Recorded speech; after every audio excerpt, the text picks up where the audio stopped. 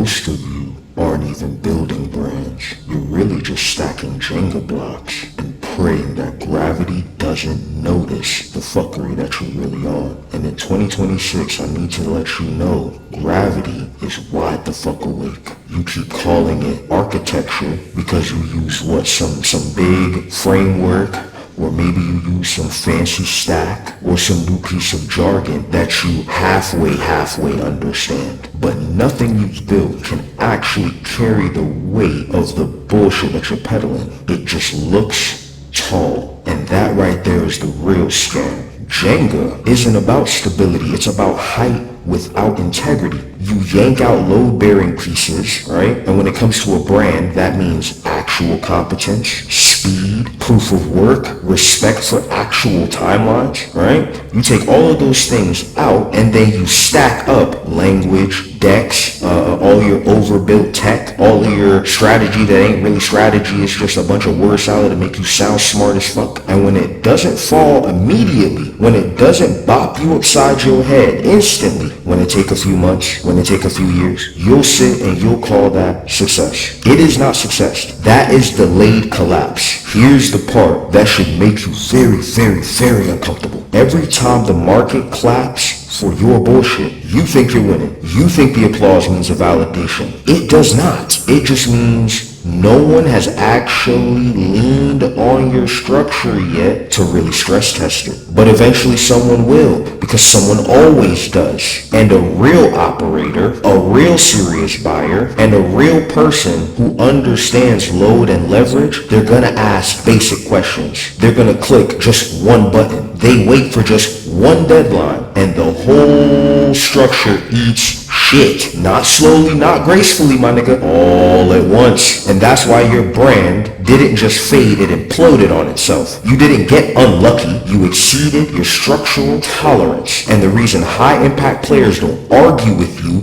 is because they don't need to. They see the janky Jenga shit that you want instantly, so they don't need to send no feedback. They don't need to negotiate timelines. They don't need to offer you a second chance at what? Bullshitting them again? Nah, they just gonna quietly walk away. They're gonna rebuild the whole thing themselves with real subject matter experts because they can afford to do so and have the work done in a fraction of the time at 10 times the quality.